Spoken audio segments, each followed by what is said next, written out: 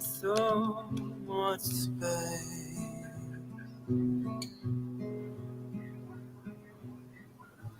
When you out there without care, I was out of tune. But it wasn't because I didn't know, no. I just knew too much. Does that make me crazy? Does that make me crazy? Does that make me crazy? Possibly.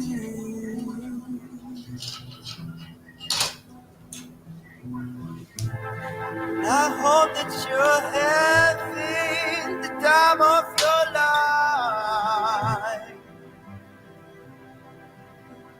Think twice. That's my only advice.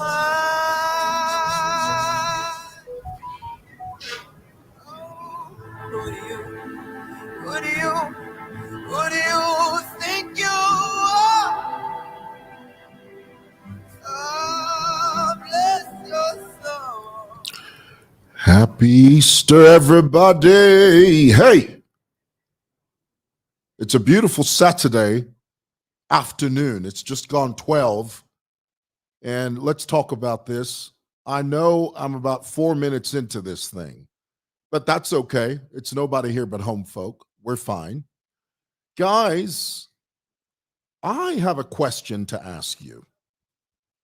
You know, oftentimes what happens with social media is that if you're not able to decipher, if you're not able to ascertain, if you're not able to discern, if you can't read the writing on the wall, then you're doing yourself and your country a disservice.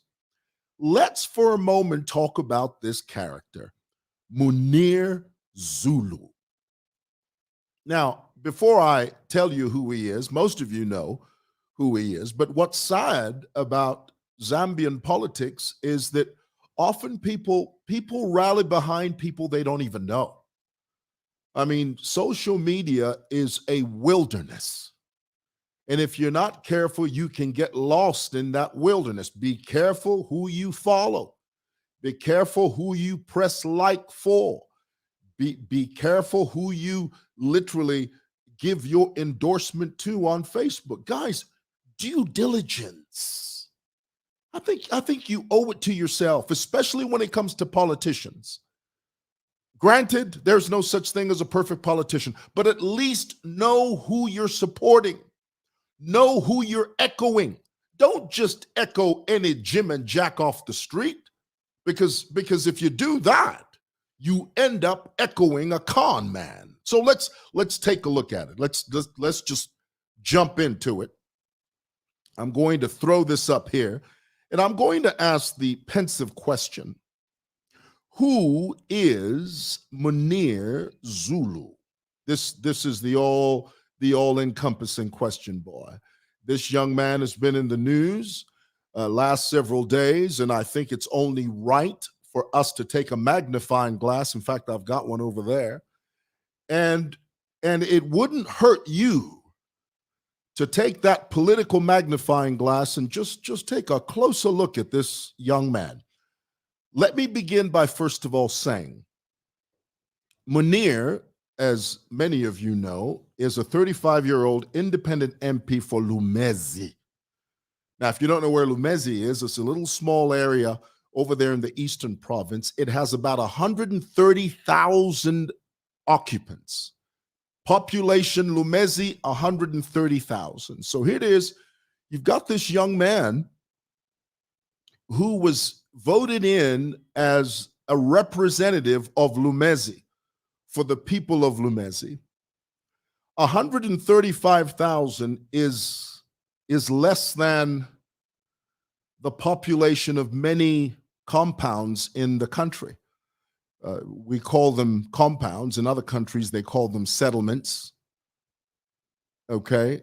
Just to give you just to give you an idea of how I don't want to say insignificant. That's the wrong word. Insignificant is the wrong word. The size, minute. There you go. To give you an idea of just how minute Lumezi is, it's 130,000, less than most compounds in the whole country. Those are the people that have chosen this young man to represent them. Now, when you look at Munir, you very quickly realize that he didn't go to college. He went as far as grade 12, but here's the problem. When he went to NIPA there. Now, guys, this is not gossip. Don't mix gossip with facts, especially when it comes to people that put their names forward for public service. A public servant doesn't have a public life. You must know that. Oh, that's a good one. Let me go ahead and throw that out for you. Okay, I think every last one of you that are listening to me, you that are within the sound of my voice, you must echo that. A public servant, a public official, a person, man, woman that has been elected in any capacity by his or her constituents has no public life, has no private life. It is right, it is good, it is noble, it is prudent to know as much about your candidate as possible. That way, you make an entire a comprehensive decision when you vote. This is one of the reasons Donald Trump is in trouble, is because the American people said, had the American people known what was going on between Donald Trump and Stormy Daniels, they would have made a better decision about whether or not to put him in office. My point is, the electorate, in order for the electorate to make an informed decision, and that's why it's called an informed decision, is you have to know who you're dealing with. You have to know who's representing you. So here it is, Munir. I keep wanting to call him Manure, and please forgive me. I misspeak when I say that. I don't mean that intentionally. I don't mean to call him Manure. It's just it comes out sometimes. So please forgive me if that slips out. Just know that it's not intentional. So here it is. He went up to grade 12. He went to NIPA, and then he stopped because there was an issue with his certificate. There was an issue with the authenticity of his grade 12 certificate. And because of that, he left NIPA. Now, nobody talks about that because, as you know, whenever you throw yourself into the political arena, one of the things that you have to have is an airtight grade 12 certificate. Zambians, we have decided that that's the way to go, rightly or wrongly. We've decided that if you don't have that, then people are not going to take you seriously. So here it is. The truth is, when Munir went to NIPA, there were issues surrounding the authenticity of his grade 12 certificate. There was an inclination. There was a proclivity. There was a suggestion. There was an inference that his grade 12 certificate was not authentic. And because it was not authentic, Munir abandoned his college education. Because if you go to the National Assembly website, the only thing you'll see there is Munir Zulu, qualifications, grade 12. Nothing beyond that.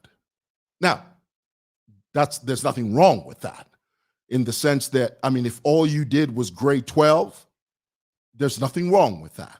But there's everything wrong when there are questions swirling around how you obtained your grade 12. Now, if there are questions there, then we're talking about an issue of fraud. And anytime you're talking about fraud, that is a completely different territory. That begins to raise questions. That begins to place you under a microscope. Therefore, when a person like Munir stands on the highest mountain and then he begins to pontificate, he begins to point huge fingers and make gargantuan accusations against people that are in government, and claims he has substantial evidence to back his claims. For those of you that missed it, let me bring you up to speed. Let me update you just to give you an idea of what I'm talking about. Munir Zulu accused the current Minister of Finance and the Minister of Infrastructure of having received bribes in the amount of $250,000. And according to Munir, he has this evidence. But when you look at him, when you take a closer look at him, everything about him is questionable. The only thing that he has is he's got the gift of gab. You know what the gift of gab is? Huh? Could you somebody tell me in the comments below? Tell me in the comments below. If you know what the gift of gab is, go ahead and throw it up there, boy, and I will highlight you.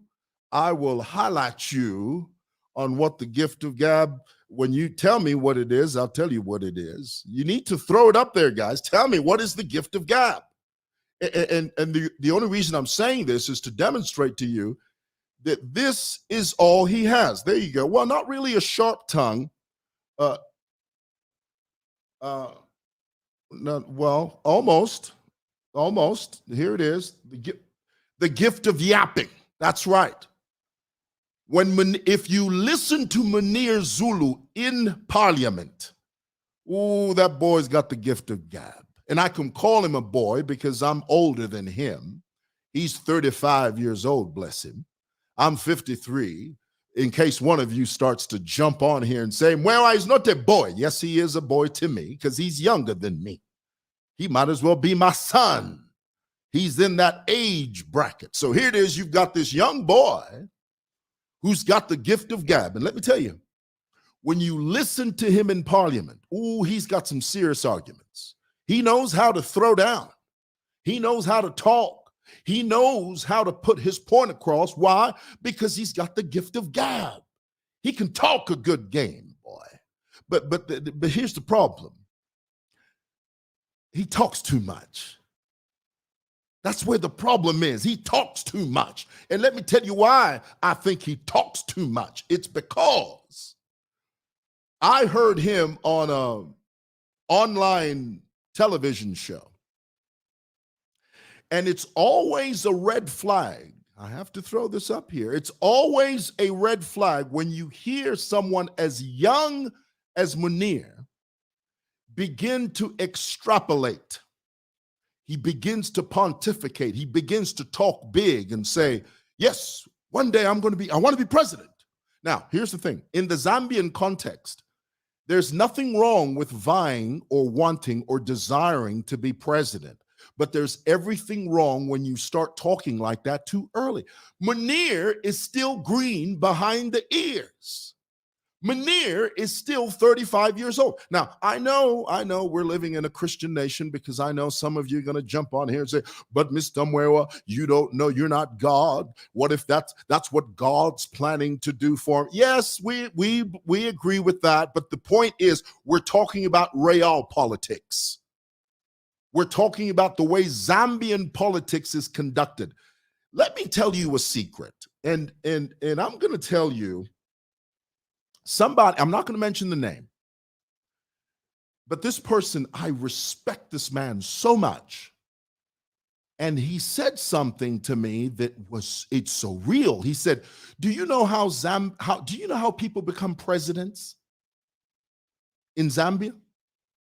Zambians don't become presidents by declaring too early. Therefore, president. You ain't president.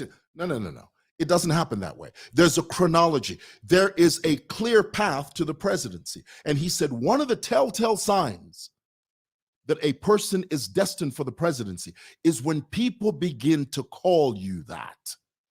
Not the title, when people begin to see leadership in you. They start to rally around you.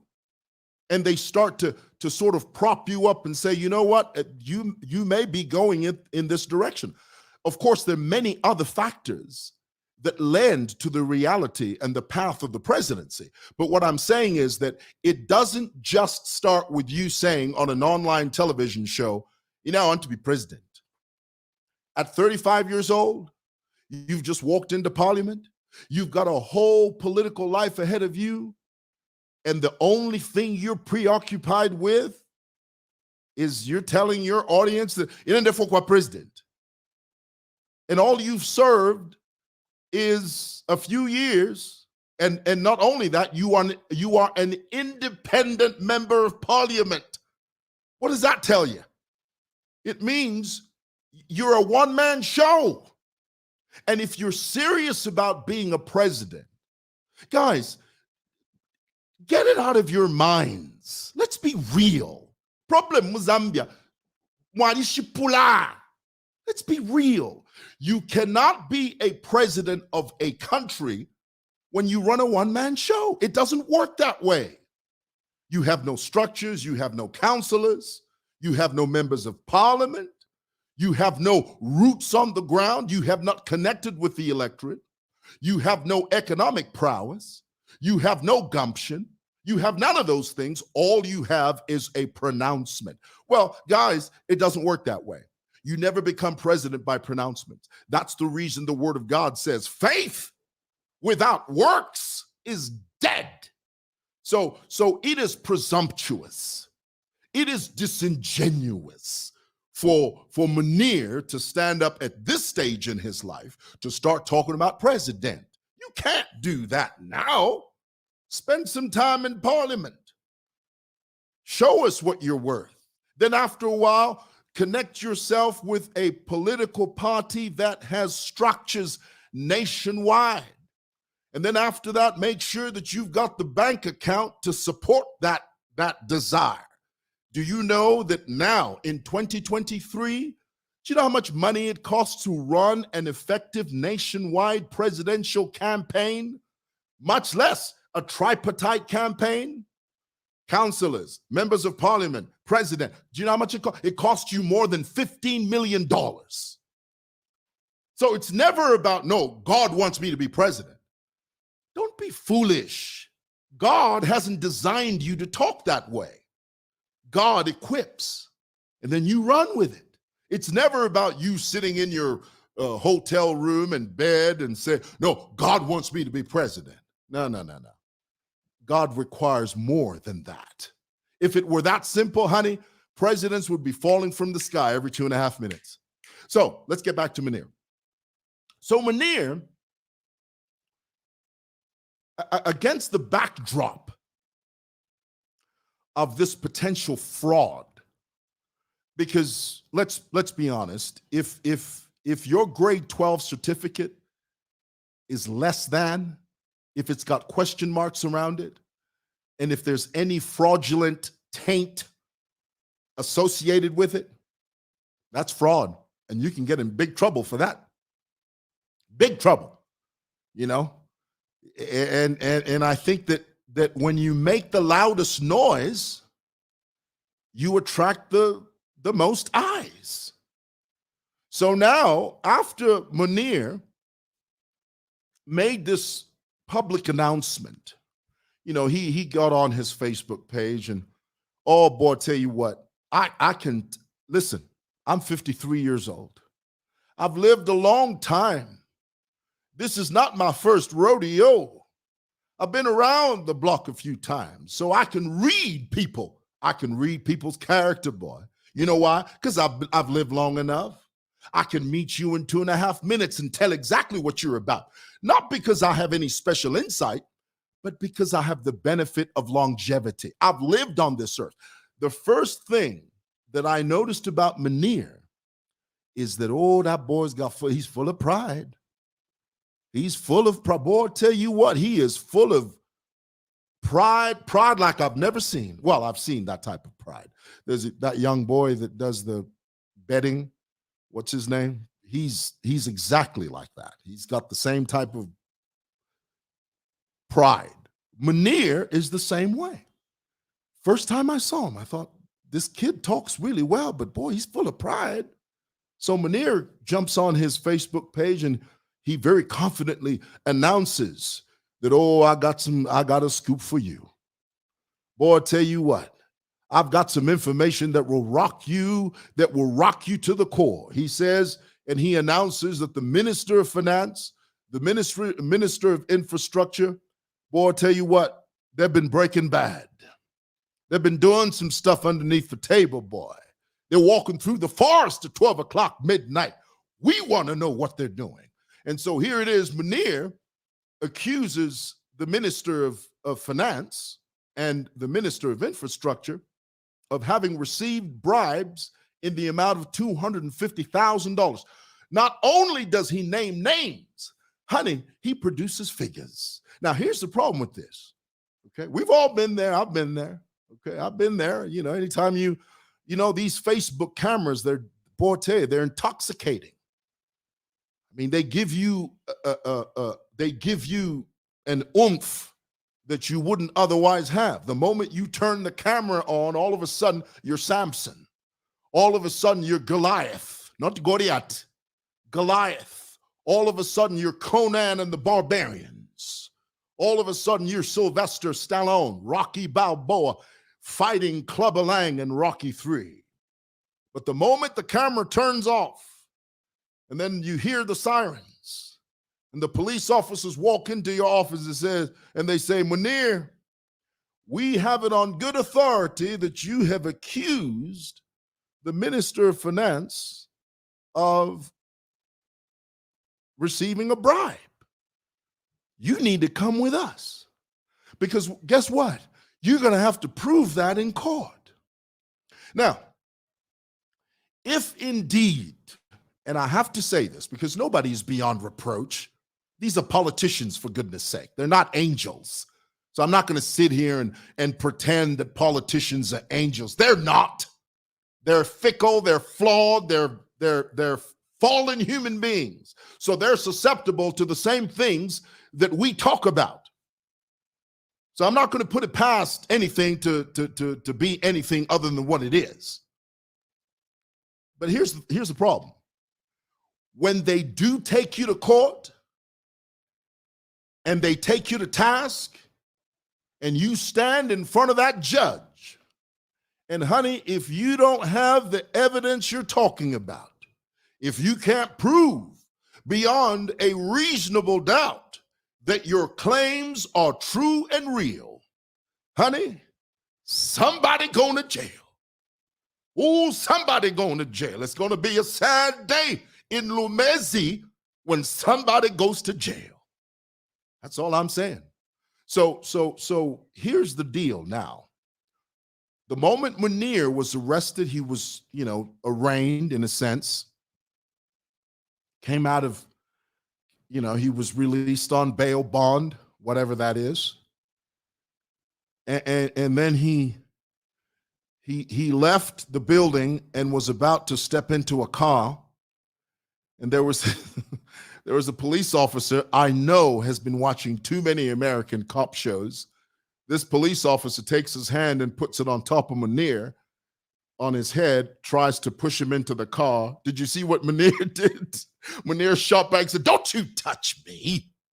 How dare you touch me?" And that's a red flag. Again, that's a red flag because that he is saying to you, I am answerable to no one except myself. Anytime you see a politician disrespect a police officer in uniform, my brothers and sisters, that is a red flag. Now, I'm not saying the police are perfect, because they're not. I'm not saying that the police don't make mistakes. They do. But you look at the character of a politician. when they engage law enforcement, when they are abrasive with the police, when they act like, the police are, you can't talk to me. Ooh, that's a telltale sign. That speaks of your character. I remember there was a presidential candidate back in 2021. I won't say his name. Some of you may know him. He went over there to Chipata during the campaign, and the police tried to stop him. Did you see how he engaged the police? Very respectful. And he said, officers, I'll never forget those words as long as I live. Officers, are you telling me that I need a passport to enter Chipata? Listen to the way he engaged the police officers. Imagine for a moment if Munir Zulu was the one trying to enter Chipata. He would have said, don't touch me. Imagine for a moment if Bachishimba Kambwidi was the one trying to enter Chipata. Mawe, bwana, ngakwali fye olo. Ngakwali drama na 300. Idia film 300. Idia kwata udia Gerard Butler. Yashadida bwana. It would have been olo. So my point is, be weary of a politician that is abrasive with law enforcement. Be weary of those. Munir is like that. Don't touch me. And then lastly, here it is, when he was released, he was standing in front of a camera. His wife was standing to his left. Wa mundubide. The $65 million contract man was standing to his right.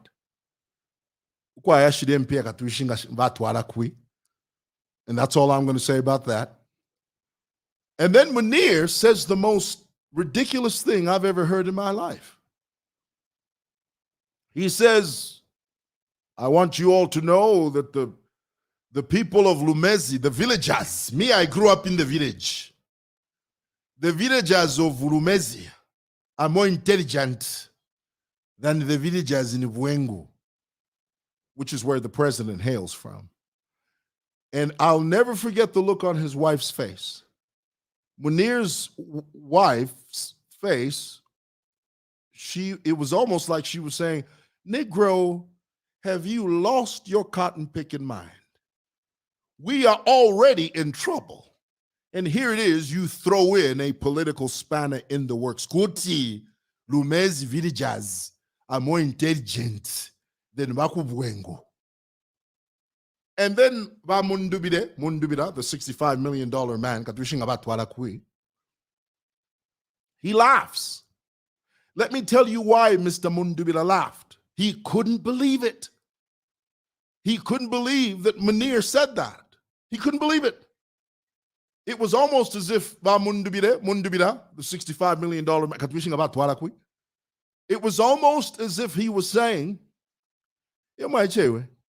I'm here offering my solidarity.